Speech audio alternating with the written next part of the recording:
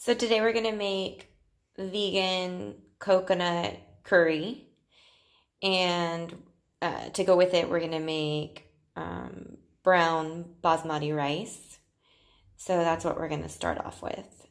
You can see here that I have 1 part rice already measured out and 2 parts veggie broth. And I've put in here about a tablespoon, I guess it's a saucepan, about a tablespoon of coconut oil, and I'm gonna add garlic to that. So I have it on medium-high heat, and it's just the oil with the garlic for the moment. And then, since I'm using broth, I'm not gonna use salt because the broth already has salt in it. But if you were using water, you would want to put the salt in now. So I'm just going to put the 1 part rice and now the 2 parts of veggie broth.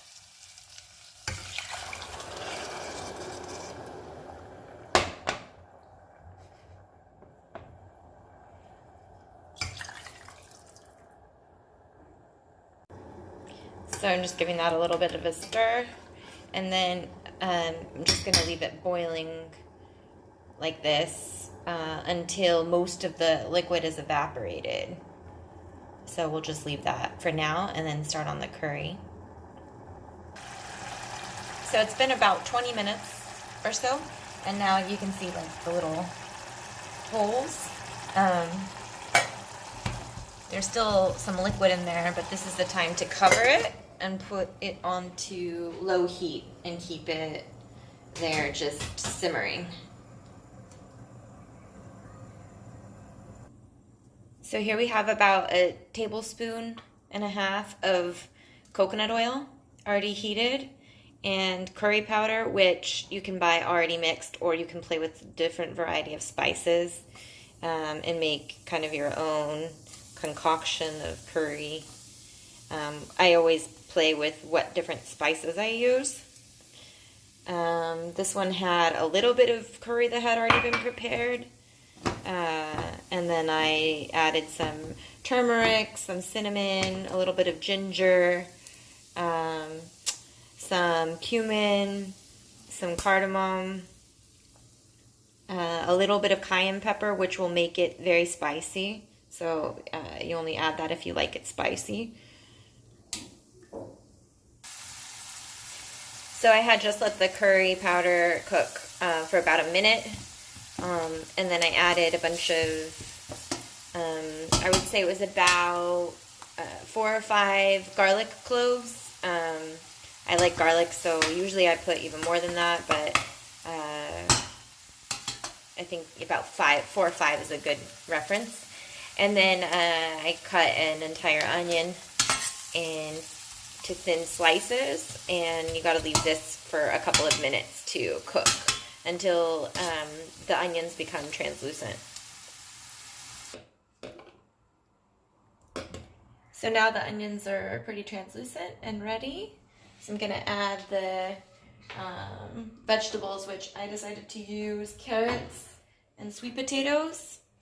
So those are all chopped and ready to go. So you want to stir those and make sure that the curry gets spread around onto all the veggies. And then we're going to add some salt and pepper. I'm going to be using a blend of different peppers, but you could also just use standard black pepper. And I'm also going to use salt from Mara's, which is a Peruvian natural salt, similar to Himalayan sea salt, since you may not be able to get the Mara's salt as easily. But the important thing is to not use standard salt, because the Himalayan or Mara's salt has a variety of minerals that are good for you. So I added the pepper. This is what I used. It's those 3 peppers. It's black pepper, white pepper, and red pepper.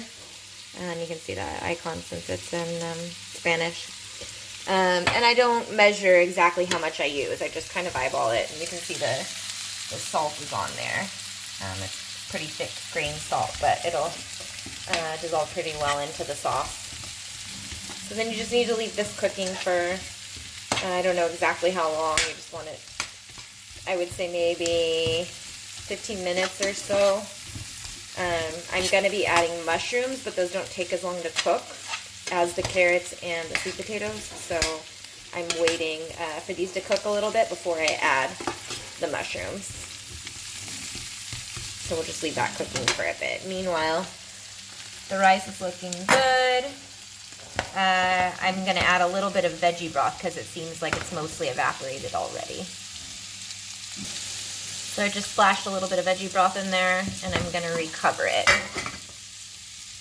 Usually it stays covered for about 20 minutes or so, but you can try it as you go to see, because different brown rices are going to act differently. And sometimes, like I just had to do, you have to add just a little bit more liquid. So these are the mushrooms that I'm using, and I'm going to cut them into slices to be added to the curry. Okay, so the carrots and the sweet potatoes are getting a bit softer. They don't need to be totally soft because they'll cook. They'll continue to cook later. So I'm just adding the mushrooms now. And these are going to get smaller as they cook. They'll shrink. So you add these and then mix it well to make sure that they also get coated with the curry.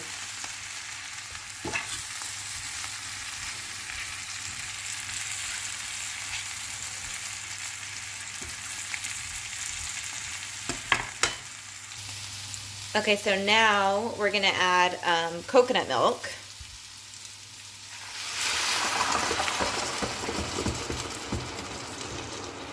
And I'm going to turn down the temperature as well.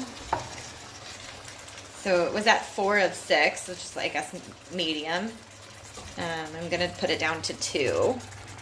And then just stir that a bit. We're going to be adding tomato. And as for the tomato, I mean, for everything, ideally, everything that you use would be organic, just to avoid pesticides as much as possible. But what's the most important to be organic is the tomatoes, because those are generally high in pesticides, as well as carrots are important too. But yeah, like I said, in a perfect world, everything would be organic. So here I have a jar of organic whole tomatoes. I don't need to use this whole jar. It is 720 milliliters. I'm going to use like 3/4 of it. You can see there's whole tomatoes in there. So yeah, that's about good. Let's see how that works. And these are, you're just going to kind of crush them. They're soft, so it's easy to kind of cut them as you stir.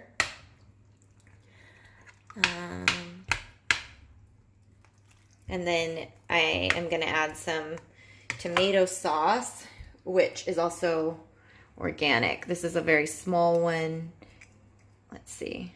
It has 275 milliliters or 270 grams. So let's see. I'm going to eyeball about. I would say we're going to use. Let's stir it a bit. We might use it all.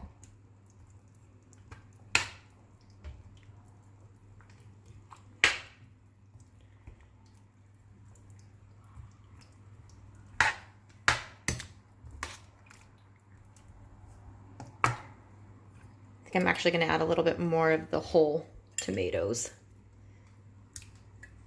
Okay. Still, I think that's about 3/4 of the total of the whole tomatoes. And I'm going to go ahead and just use all of the tomato sauce. So again, you can play with this. There's not like really exact measurements and just like the spices. And you can use different vegetables too. I always use different ones. I tend to like the carrots and the sweet potatoes a lot. Those are ones that I use regularly. Mushrooms I use here and there. It's a good protein substitute. So instead of obviously instead of meat, since it's a vegan curry, mushroom works well for that. So this is what the consistency looks like. And I did turn up the heat just a little bit to 4 just to get it to start simmering a bit. But I'm going to turn it back down to 2. And people normally add sugar at this point. I didn't, because the tomato sauce that I used has a little bit of agave syrup in it, which is going to sweeten it and cut the acidity of the tomato. But when you if you are going to use sugar, I would either say use a little bit of panela, which is unprocessed sugar. Well, not totally unprocessed, but least processed possible sugar. You can look it up, panela, Panela. And that I would use maybe a tablespoon total if you're going to use it. If your tomato sauce doesn't have any agave or other sugar or something else to make it a little bit sweeter. You could also wait a little while and add honey, but I would do that at the end just because you don't want to add honey when it's too hot, because it will kill the nutrients in the honey. So basically that's it. We're just going to cover it and leave it simmering for maybe 20 minutes or so. You can check on it. But yeah, at least 20 minutes. When you make it with meat, you leave it for longer. And then just check on the rice. I would just get like a spoonful and see how it's doing. Obviously, don't burn yourself, and just taste it. Let it cool a little bit and taste it and see. It's almost ready. I'm just going to add just a touch more of the veggie broth to it. And maybe just a little bit more. And just let it, just keep it covered. In total, I used half a liter of veggie broth. So I tasted it just to see kind of what might be missing. And I decided to add some clove. So I just threw in 5 cloves. They're whole cloves, so the downside to that, and these are raisins, the downsides to adding clove is that it can be annoying to accidentally bite into a clove. I personally don't mind, so I just do that. And if I'm cooking for other people, I let them know to kind of eyeball for the clove. But it's not necessary. I just like the flavor. So if you don't want to deal with that, then don't add clove. And I'm adding raisins because I do think it needs a little bit more sweetness after tasting it. And I prefer raisins because I like how cooked raisins taste in the curry, and they add some sweetness as well as vitamins. So I just checked on the rice, and it tastes good, looks good. So I'm just going to keep it covered and turn off the heat, and it'll be ready to go when the curry is ready. And this is what the curry's looking like. So yeah, after a total of around 20 minutes of it being covered, it should be good to go. You can leave it a bit longer. It's on level 2. I'm going to turn it down to level 1. So basically low as you can. I'm using an electric stovetop, so it's not fire. It would be very low fire if you were using a gas stove. And that's all. And here's the final product. I added some nutrient-rich sunflower and sesame seeds to the top. And that's all.